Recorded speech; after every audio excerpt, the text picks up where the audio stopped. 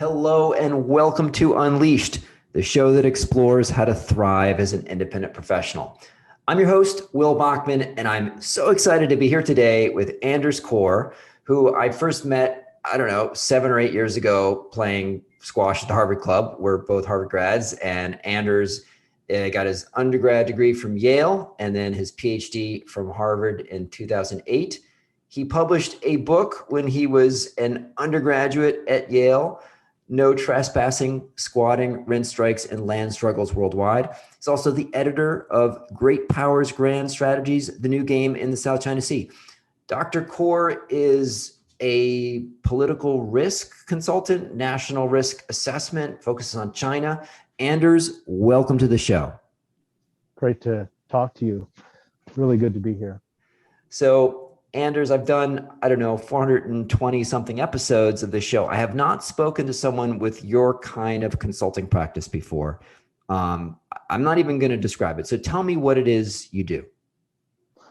Well, a lot of what I do is analyze China, as we said, analyze risk related to China, especially geopolitical risk, risk between countries, the risk of military conflict in the South China Sea, in the East China Sea, in the Himalayas, with India. So it's really kind of a global look at China's various relationships around the world. Also, increasingly in Europe. So now the most recent piece that I've written is about China's construction of a ribbon of asphalt between the Serbian port and Montenegro, which is just stalled now because the $1 billion loan there is not being paid, and so when it was not being paid to China, China started to pretty much stopped construction, and so this is kind of the sort of projects that I look at, the sort of writing that I do. So give me an example or tell me a little bit about who would your clients be and what kind of questions do they come to you with? Clients are anything from corporations that are doing business in a location and seeking to look at country risk.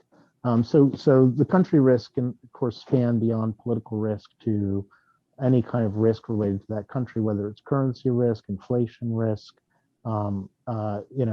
any kind of exchange rate risk, or clients can be media organizations that want a broad overview of a country and discussion of what's going on in that country in terms of the politics, the internal politics, corruption, and those kinds of things. So those are kind of the general clients that I work with.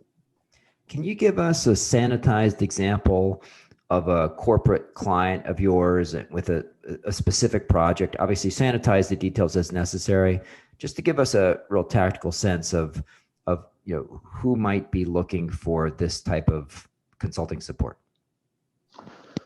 Well, the U.S. military, for example,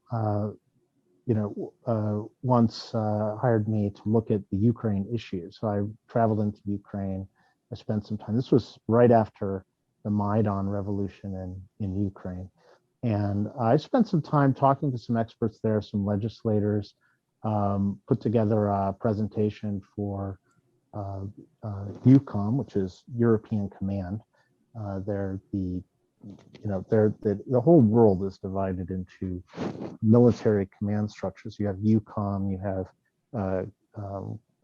CENTCOM, which handles the Middle East. You have US PACOM, which has now been renamed into US INDOPACOM. You have SOUTHCOM, you have AFRICOM. So each region, each continent really has its own US military command. And they are all looking for intelligence, obviously, on their regions of expertise. So this was kind of an example of a project, and I got pretty into it there. My vehicle was searched by some of the rebels, in a sense, in Ukraine that have now become the government there. you know, it's an interesting project. It's a bit exciting to go into some of these areas. I've worked in Afghanistan. I worked in Afghanistan actually for a year and a half, and doing research there also for the military. And it's you know, it's just quite interesting to see, you know, where the rubber hits the road um, in terms of conflicts, business. You know, the big push is, of course, always to get these countries, these conflict zones, back into doing business, get investors into them, so that the investors can pay taxes to the government, so the government can stop being a failed state, and you know, and start being a responsible international citizen again. So that's sort of the focus is always, of course, to get business moving in these countries. Okay.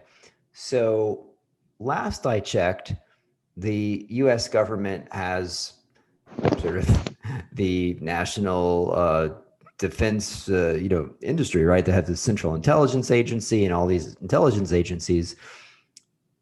Why would the military say, okay, let me not go to the CIA to ask about Ukraine, but why do they go out to an independent contractor, someone running a consulting firm like yourself? Well, in that case, I was sort of involved in Ukraine anyway. I was working, I was producing material for Bloomberg News, and I was kind of there already. And so they were interested to kind of get my expertise. That was just that it was, they were tagging on to something that was already existed essentially.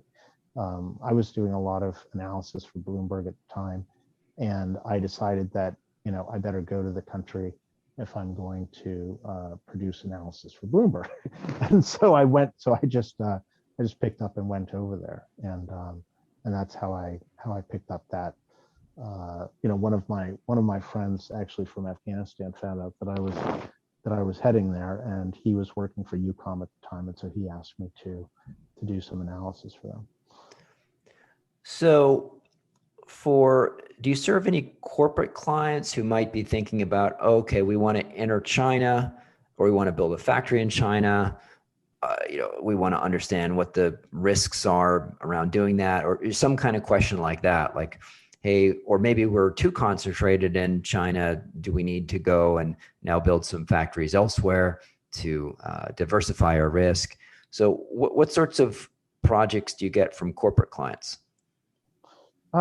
Well, I mean, on the China level, yes, corporate clients are definitely interested in the risks that are happening there. What I find that is interesting is that my corporate clients often have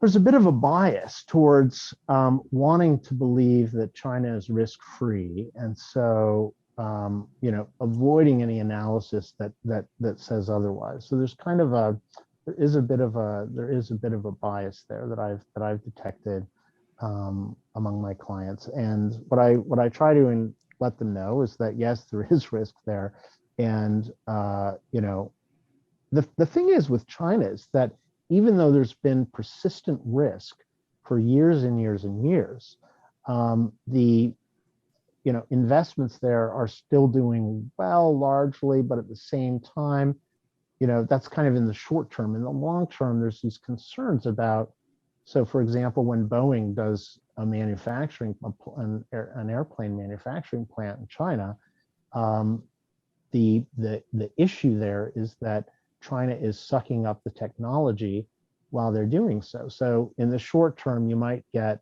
say, $1 trillion of expected revenues in China over the next 20 years, which is you know, however, no, sorry, no trillion, a billion. Actually, I have to look that number up. But you know, while you're going to see a huge revenue in China over a 20-year period, you know, at the end of that 20-year period, you might have lost all of your technology to the country, and they're now producing a general aviation industry that's going to outcompete you globally.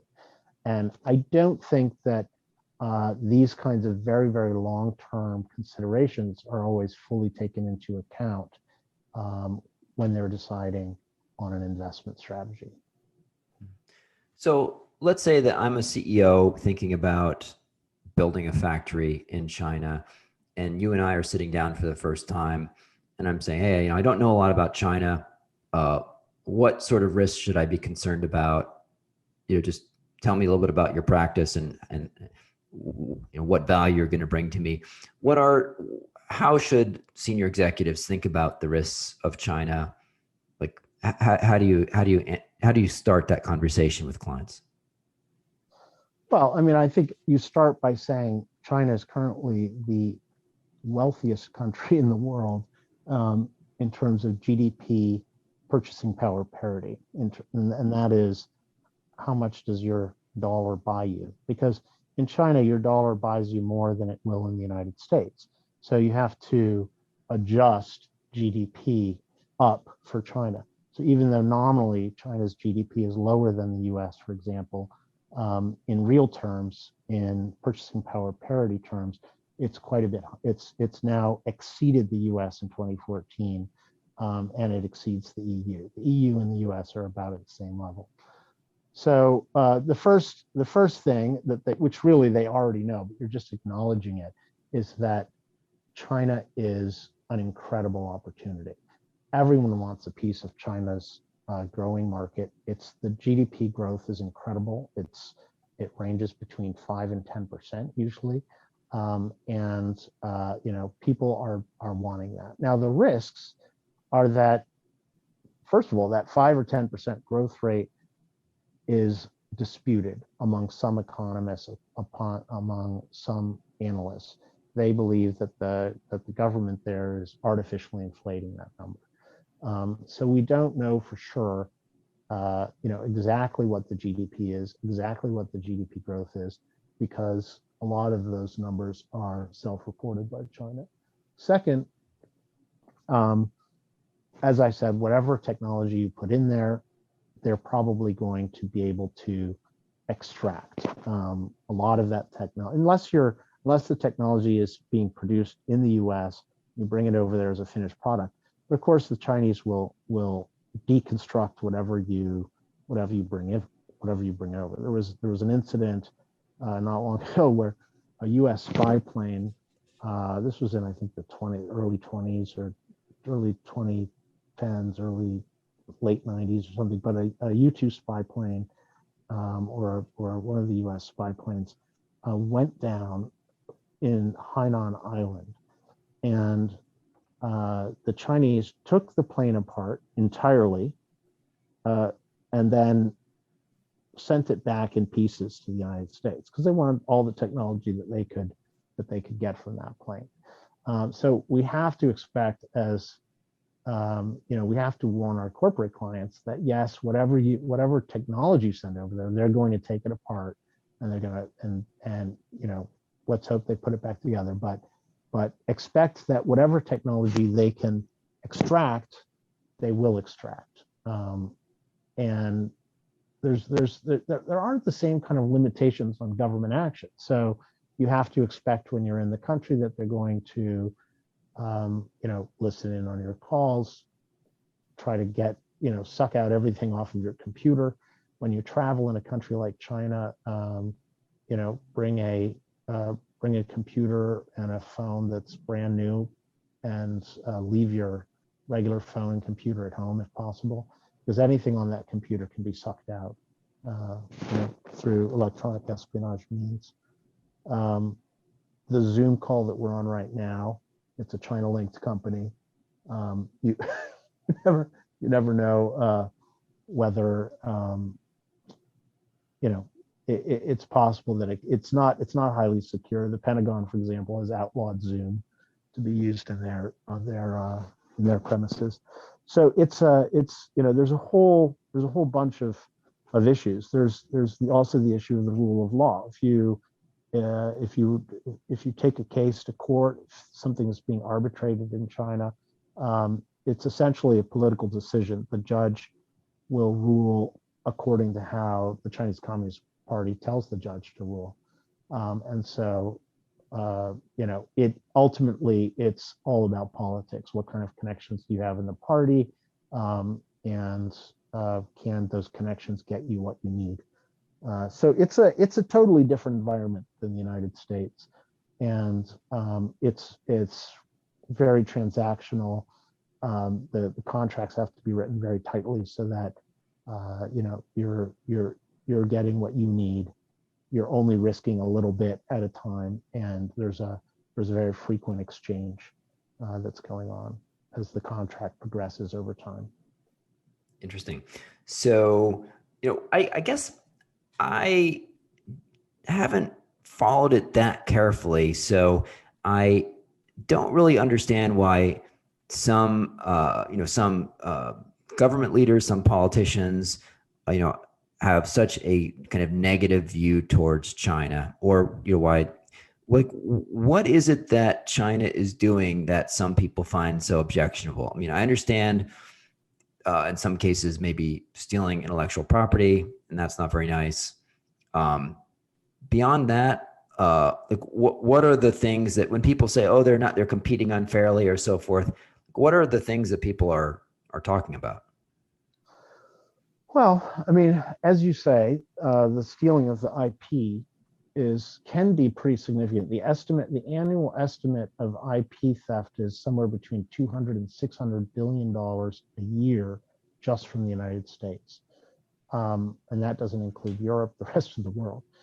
So the IP theft is pretty significant, and the the other approaches, of course, are they typically tend to subsidize their companies when they want them to succeed. They're very tricky about how they regulate foreign companies. So recently, cloud computing is becoming a huge deal. It's becoming a global market, and you've got Amazon and Google competing against Chinese companies. So in China, Google and Amazon, U.S. companies, European companies are being shut out by the government and not really being allowed to compete for the Chinese market. Meanwhile, we do allow the Chinese companies to compete in our market. Now that is starting to change, where we're saying, hey, if you don't let us compete in your market, why should we let you compete in our market? So there is that, and then but internationally, especially in Latin America, Africa, Southeast Asia, we are competing directly against the Chinese, and they can undercut our services for a time, essentially by using what the tactic of dumping, where they decrease the price of their services extremely below the cost of their production for a short amount of time to drive out the competition. And when the competition is driven out, they rise their prices back up. So there are just, it's just a very cutthroat approach to business. We've had our history of cutthroat business in the past. Rockefeller, pioneered cutthroat business practices back in the 19th century and made a lot of money that way. But over time, I think that our business practices and our business ethics have evolved. And I think that when we're dealing with China's approach to business ethics, I think we're kind of returning to that wild, wild west of the Rockefeller years, where there's an attempt to create monopolies, in a really pretty extraordinary way. And so while they're talking free trade, they benefit from that free trade, but at the same time they have various strategies like higher taxes or higher regulations on Western companies, or I mean, sometimes you even get these situations. For example, Rio Tinto, not long ago, a few years ago, had their employees kidnapped in China. China has kidnapped the two Canadians, Michael Kovrig, and so when they're not getting their way, they can arrest people. And in the case of the Rio Tinto employees, they were arrested based on the allegation that the employees were sharing negotiating information with with Rio Tinto. So of course they're Rio Tinto employees. Of course they'd be sharing whatever information they obtain about the opposing position during the negotiations. But because they were also, Chinese citizens, I think that the Chinese government saw them as more beholden to the Chinese government than they were to Rio Tinto, even though Rio Tinto was paying their paychecks. So there's a whole bunch of really different business practices, really different business ethics that you run into in China. And so because it's so tricky, you basically have to make sure that you're making a profit from the start, and that and that you have to expect that they will edge you out over time. That if you come in with a unique product, if you come in with unique technology, you're not just going to be able to fill their market space. They're going to let you fill their market space strategically for a short amount of time while they build up a competitor. And once they build up that competitor, regulations, taxes will be used to shut you out gradually to the point where the competitor will take your place in not only the China space, but could take your place globally. We'll start competing with you globally. Talk to me a bit about the type of deliverables you generate for your clients. Does it get to the point of saying, like, hey, here's a risk that China will start a war in the South China Sea, and that risk I assess as 15% within the next 10 years? I mean, do you try to get things down to percentages, or just, hey, here's some risks you should be concerned about? So what does your deliverable look like? My training is quantitative. So at Harvard, the PhD was using computer simulation, statistics, formal economic theory. And so I always encourage the client to go in a more quantitative direction. Often the client, often the clients don't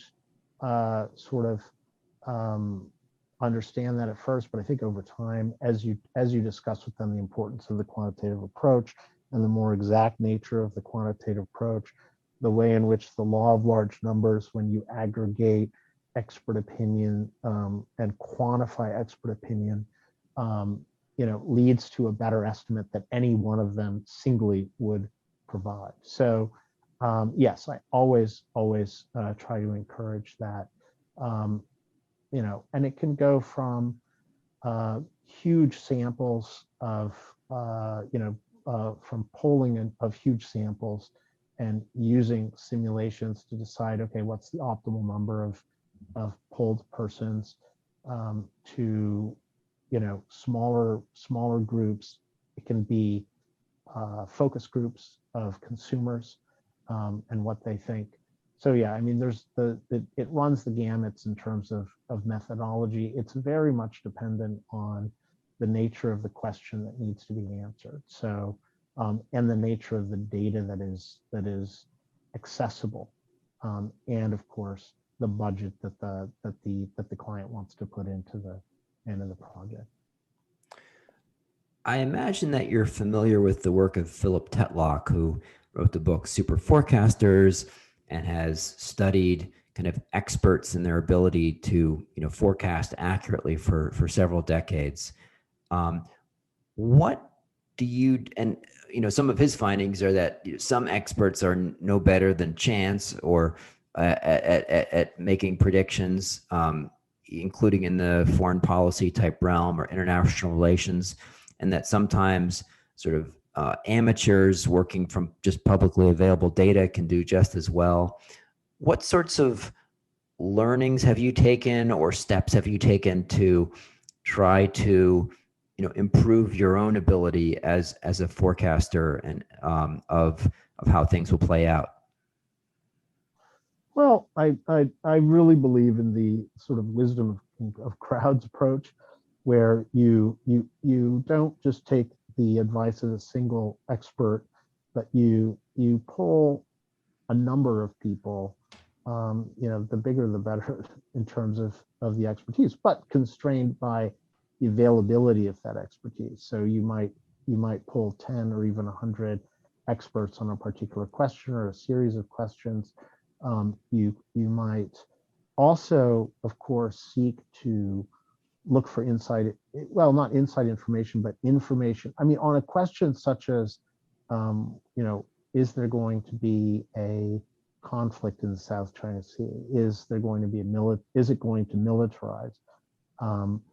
You would want to start to ask people about what they know. You do want to have your sources that are closer to the decision makers on these kinds of matters to assess what kind of levels of risk are they willing to take? What kind of levels of risk are they taking? Because it's not always a decision that where a military conflict breaks out.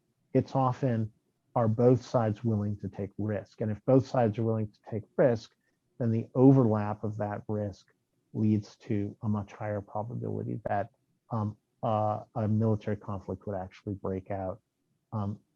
Because military conflict is never in anybody's interest, really. It's a huge cost.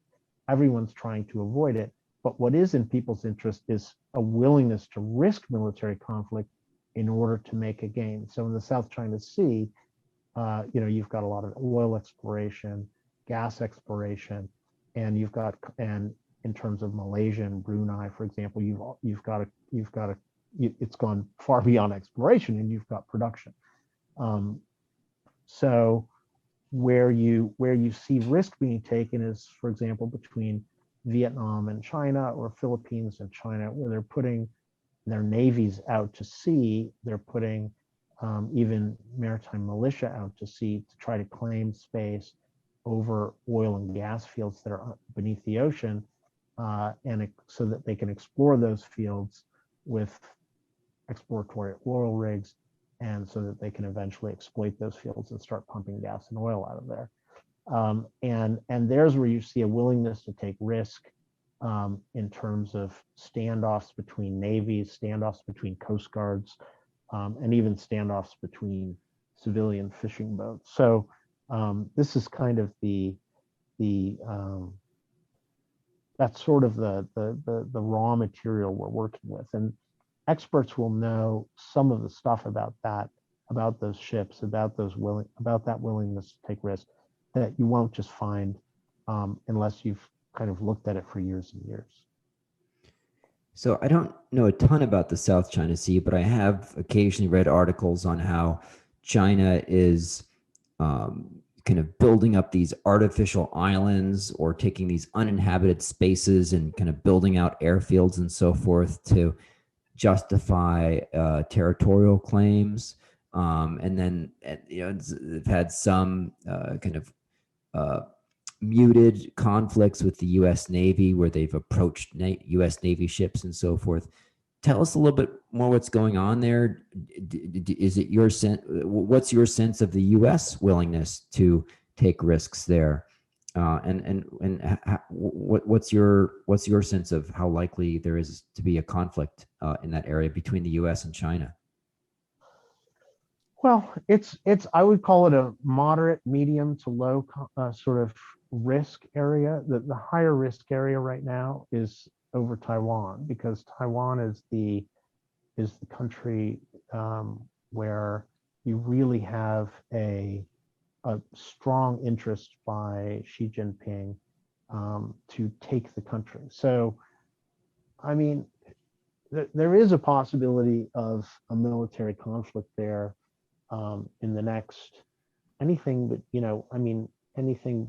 between 2 and 20 years, because as China's military power grows, it's building up its forces, its amphibious forces right across the Taiwan Straits. It's building up its rocket forces right across the Taiwan Straits. And, the US is trying to counter that by gradually, slowly increasing diplomatic recognition of Taiwan, but it's not really going fast enough to impede a military invasion from Taiwan. At the same time, gradually increasing diplomatic recognition of Taiwan is almost incentivizing China to move more quickly against Taiwan. So there's this very delicate balance and strategy going on about how much to recognize Taiwan without provoking China. You know, it's a very tricky game, and the U.S. approach to it has essentially been to sell as many weapons to Taiwan that it can in order for Taiwan to defend itself. You know, which is also a bit self-serving because we make money on all those weapons. Our companies are making plenty of money by exporting military gear to Taiwan. So it's playing out. It's a complex situation, and I would say that is the most likely flashpoint for a U.S.-China conflict. There's also related conflicts that could happen in Ukraine because China is quite close to Russia. It's quite close to Iran. It's quite close to North Korea. I think of these countries as somewhat allied, and all of the countries are being aggressive, possibly in concert.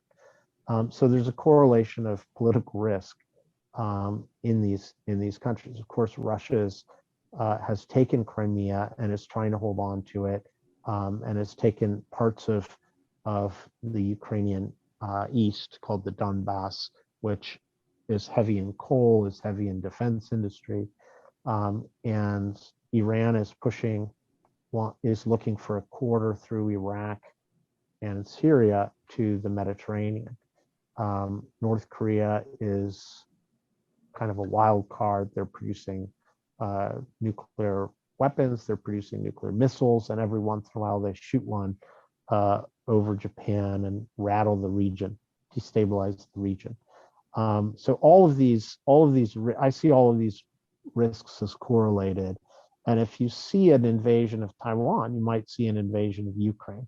You might see a bigger push by Iran, you know, to go through Iraq and Syria, or against Saudi Arabia. You might see. So there is the potential of a concert of forces kind of overwhelming the U.S. ability to push back. So the U.S. knows this, and because of that, it's encouraging Europe to increase its defense spending. A lot of the countries in Europe are not reaching the 2% that they've promised to spend on defense, you know, as a member of NATO.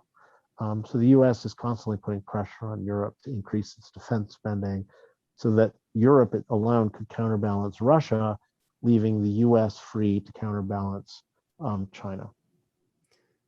If we sort of do the game theory and think about, okay, what happens if China decides to do a blitzkrieg and invade Taiwan? What's your sense of what would play out? Would the U.S. actually be willing to risk a war with China over Taiwan? I mean, in terms of a shooting battle with China, what's your sense of what would happen? And do you think China would have the military might to just do a weekend invasion and just, you know, overwhelm their defenses? And what would happen then?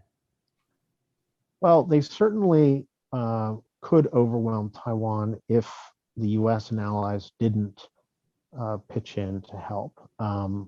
And it's not just the U.S. Japan cares a lot about Taiwan, which is just to its south. Australia cares a lot about Taiwan. Taiwan is a democratic country, so there's a sort of a value-based alliance with Taiwan. And Taiwan, because it's the only democratic majority Chinese country in the world, holds out some kind of a hope that it might influence China to one day become democratic. And if that were the case, it would really decrease global risk from a military perspective, because a lot of the military conflicts that are happening around the world are related to China. China is selling weapons to these countries, these authoritarian countries. China is telling these countries that they have a normative right to be a dictatorship and to take territory from weaker countries near them. So there is kind of a hope that Taiwan would potentially democratize China, but it's it's a tough call, and ultimately what's happening is that the U.S.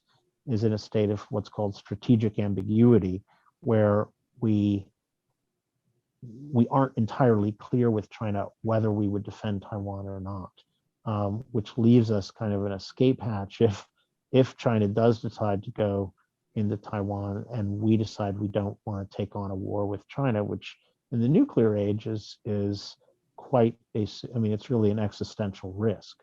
So, it's a tough call. We can't say we're not going to defend Taiwan because then China would definitely take it. We can't say for sure we are going to defend Taiwan because we could be risking our national existence through nuclear war. So we maintain this state of strategic ambiguity, which is really a form of brinkmanship, in which we risk war in order to hold the line in terms of the extent of our influence. Really, it's about how far does your influence go? It's not exactly a war of brinkmanship over territory, but more a war of brinkmanship over political, economic, diplomatic influence. Yeah, I mean, if on Saturday China decides to invade Taiwan and they just are able to just completely overwhelm it, it's hard to imagine that on Monday morning the Biden administration is going to say, well, okay, we're going to go to war with China over this. It's like everybody would say, well, that's, be lots of complaints and say, we're going to, I don't know, increase our tariffs or something or complain a lot, but it's hard to imagine we're say, oh, we're going to send, 3 aircraft carrier groups and just go to war and, risk millions of American lives and so forth. It'd just be like, well, we're very upset about that. But maybe my imagination is not, open enough. And then it's like, especially since if China decides to stop selling stuff to the US, it's like, I don't know, you read about how more than half our pharmaceuticals require an active ingredients produced in China. We won't have any iPhones. We won't, like all the stuff that we buy from China, okay, we can't get. So it seems like, the country would almost grind to a halt if trade with China stopped. I mean, they'd also be in trouble too, right? Because they're selling a lot of stuff to us, but we'd be in a whole world of hurt if China decides to stop selling things to us. Yeah, absolutely. It would be a huge deal. I do think that there would be massive economic sanctions, not only from the US, but from Europe and Japan and Australia. So it would be a very heavy blow for China for years. But then, of course, businesses in the US, businesses in Europe would attempt to use their influence to get those economic sanctions removed. And to start trade up again, because of course that's where they're making their money. So yeah, it is what they used to call the $64 million question. It's a big question. All right. Well, Anders, I want to mention your website here. We'll include a link in the show notes in case people want to follow up with you. It's CORRANALYT.com, like Corr Analytics, short for Corr Analytics.